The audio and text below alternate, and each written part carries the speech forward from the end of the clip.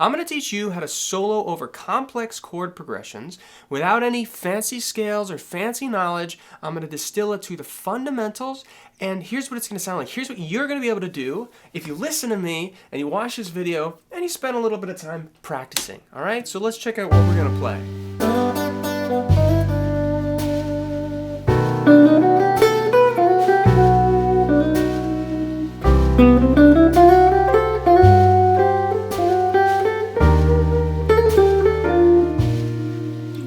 Okay, it's kind of cool.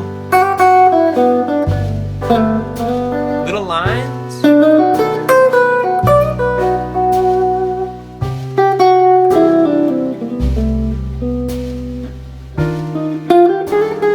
Cool notes. Right? I'm not going to waste your time. We're going to get right into it. All right, excuse the mess. I'm trying a little like lo-fi, simple, straight to the camera. We'll see if this works on YouTube. So what am I doing, right? And what's the challenges in playing guitar? Well, one of the biggest challenges is that people are sort of indoctrinated into thinking about scales and patterns and complexities when it's actually much simpler. Now, let me give you a caveat. It's not easy, right? You have to learn the thing. You got to learn the finger movement. You got to find all the stuff. But it's simple, okay? What do I mean by that? Well, everything that I just played, there's four chords. G, B, C, and E flat. Okay? By the way, that's the first couple chords in Marcus King's Wildflowers and Wine. So it's a great, cool progression. Now, what you noticed, right, was I just played the same shape for each of those. And that was actually the foundation for what I was playing when I was playing lead. You see, all three of those chords are major chords. Well, they're based on a major triad. So the great thing about the guitar is you can play a lot of different types of chords that or scales or arpeggios that contain a major triad. So a G chord contains a major triad, a B chord contains a major triad, a C major 7, I should say B7 and C major 7 contain major triads, and an E flat major 7 sharp 11 chord. What the hell is that? Well, it contains a major triad, right? So what we're going to do is we're going to take this shape. At the 3rd fret, it's G. At the 7th fret, it's B. At the 8th fret, it's C, and at the 11th fret, it's E flat, all right? And we're going to start with rhythm, okay? So here's our progression, and you should play along with me, all right? If you're watching this on the bus or on the toilet, save it, come back, play this with me. You can't just, it's not conceptual. It is, but you got to do it, all right? Do as I do. Here's my G. 7th fret, B. Okay? 8th fret, C. I know this is kind of boring. This is a foundation. Don't skip this. E flat at the 11th. We'll do this one more time and then it's going to get cool. G at the 3rd fret. If you can't do this, don't move forward. 7th fret, B7. Okay? B major chord. 8th fret, C major. There you go. 11th fret, E flat. Okay? Now what? Now it gets fun. We're going to take our understanding about how this is 1, 3, 5, which I don't think I said yet. This is 1, 3, 5. And we're going to build scale notes around that. Intervals. We're actually not going to talk a lot about notes. So what do these chords have in common? Well, 3 out of 4 of them have a major 6. Okay? Don't worry about why or how did I know that or anything. Just follow along and see what you can play. We'll get into that later. A major 6 is 2 frets up from a 5. So if this is 1, 3, 5, this is 6. Okay? The G chord, the C chord at the 8th fret, and the E flat at the 11th fret all have a major 6 that sort of works with those chords. Now, a B7 has a flat 6. Kind of a cool sound, right? Don't worry about why. Just take it from me right now. It's got a flat 6. So that's only a half step above the 5th. So you got G, B7, or B major with a flat 6, flat 6, C, natural 6, E flat, natural 6, okay? I'm just going to start to try to do that and play little melodies, and I'm going to do my best to sort of show that I'm kind of holding the chord. I might not hold it every time I play a lead, but for now, I'm going to sort of keep that foundation, okay? Here's my G with the 6.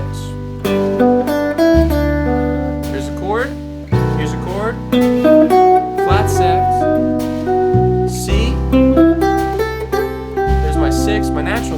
flat.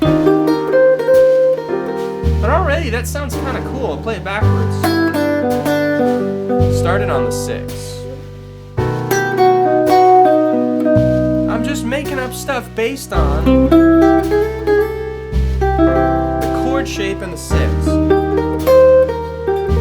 One more time. 6, 5, 3. I'll just play that motif on every chord. 6, 5, 3. Little slide.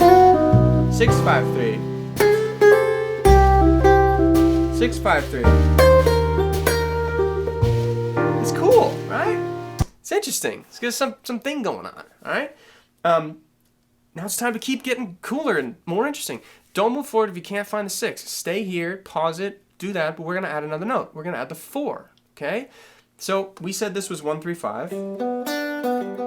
And by the way, if this is getting a lot, you're like 4, 6, 1 through 5, there's a free PDF. You can download it at the link below. It's free. Go download it. Visualize the stuff if you want to. All right?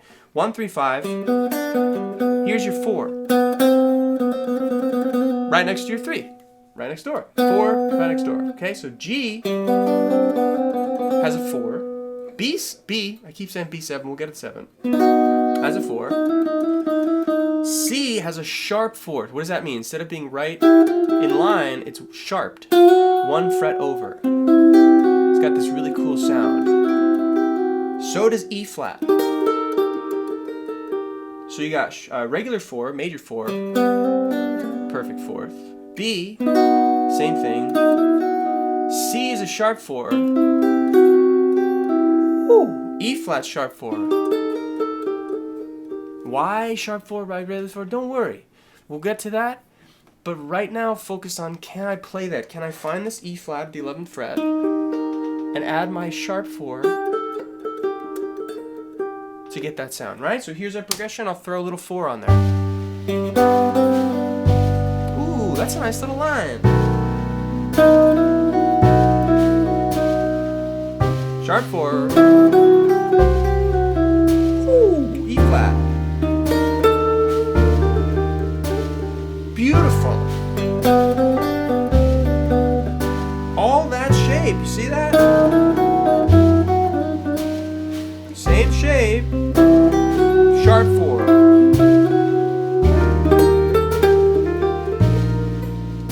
Right? We're gonna add it all together. So you got 1, 3, 5. You got 6 and 4. Now B7 has a flat 6. C and E flat have a sharp 4. So this is where it starts to get a little dicey. You might want to pull that PDF up and look at how these notes, these intervals relate. But if you can piece all that together, then you can play little lines over every chord. So I'm going to play a motif, okay? I'm going to play 3, 4, 5, 6. And then maybe end on the 3. It's always nice to end on a chord tone, just for now. So I'm going to move this and I'll play 3, 4, 5, 6. But remember, it's a flat 6.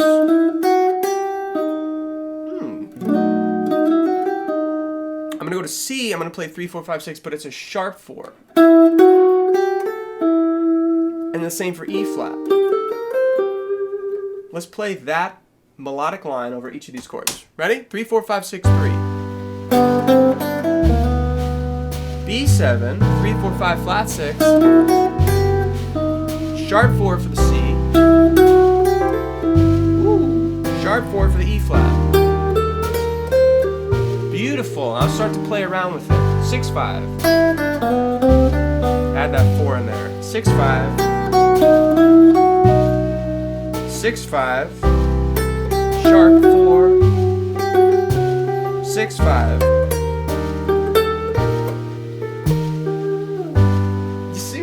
You see where we're going?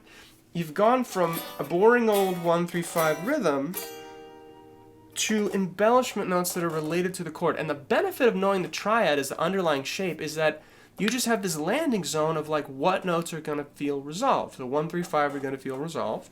2, we didn't do 2, sorry. 4 and 6 are going to feel unresolved, okay? So what do you do with this? Well, first of all, you got to know the shape. You got to be able to play the shape. Second of all, you got to think about what notes you add or embellish around the chord based upon the chord that's happening. I know I didn't tell you why we pick those notes. I That would be a whole nother video, and you can comment below if you want that video. Don't worry about it too much. This is just, the more tangible you can get when you're practicing, the better. You got 4 chords, you got a couple notes on each chord, okay? You got a free PDF which shows you where the notes are. That's all you need right now, okay?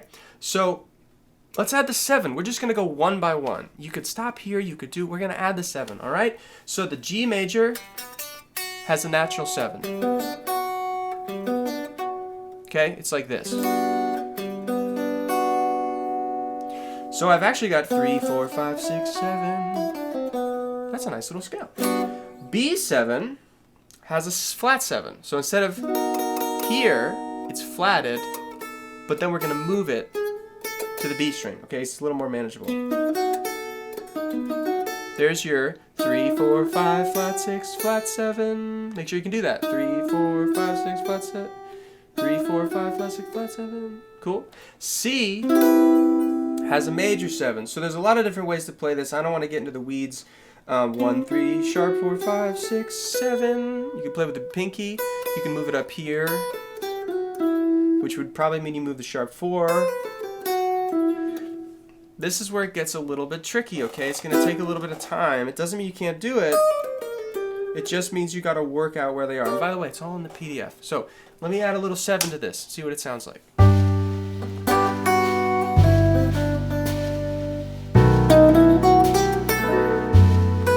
That's my 7. That's my 7. There's my 7. I'll play 7 on every chord. B7. C major. E flat.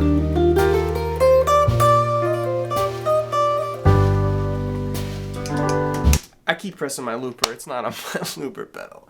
It's up to you how you want to use these notes. You can copy some of my licks, you know, they're 3, 4, 5, 6, whatever.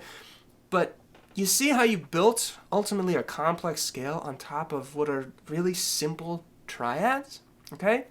So at the end of the day, what you're going to try to do is have a chord and build 1, 2, 3, 4, 5, 6, 7 on each chord, or 1 flat 2, 3, 4, 5 flat 6 flat 7 1. That's called a Phrygian dominant. C, we have C Lydian and an E flat Lydian. All in the PDF. If you're looking at it, perfect. If you're not, go download it and watch this video while you're looking at that page. How and why do we know to build the scales? Don't worry about that. Just worry about playing it. All right, and we'll get to that in a future video. I just want to give you some of the skills. So I want to play out of you a little bit. I'm going to try to use the whole scale over the chord, but I'm really just going to be thinking of the chord and just embellishing with a couple of those extra notes, right? And then we're going to roll the backing track, and you are going to be able to do what I'm doing and practice playing the triad and embellishing with the notes. So here we go. G. Just 3 and 5, B7, kind of a run up back to 5,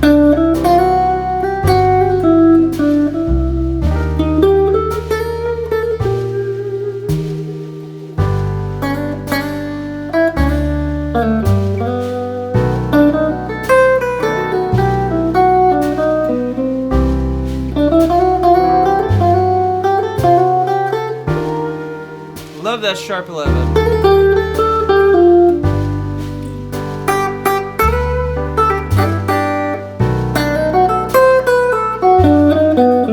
I'm getting out of position here. Let's rein it in.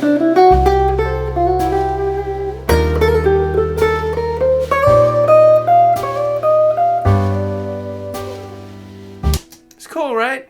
You can do that. You can do this. And then on top of that, you can build each of those scales. Okay, that's what we're getting to. It's not easy necessarily, but it's straightforward. You know what you got to do. Now go do it. Now, as a last thought for this video, you might be thinking, this is really limiting because I can only play in one position for each of these chords. Well, guess what? There are 3 triad shapes on this string set. 1, 2, 3. Then they just repeat. 1, 2, and I'm out of frets. Okay. What I can do, what you'll be able to do if you work on this, is build the scale off of each triad shape. And then you can build each scale. So B off of that one, off of that one, off of this one, C off of this one, C off of this one, C off of this one. What are we playing? E flat off of this one. E flat. E flat. Where's the other one?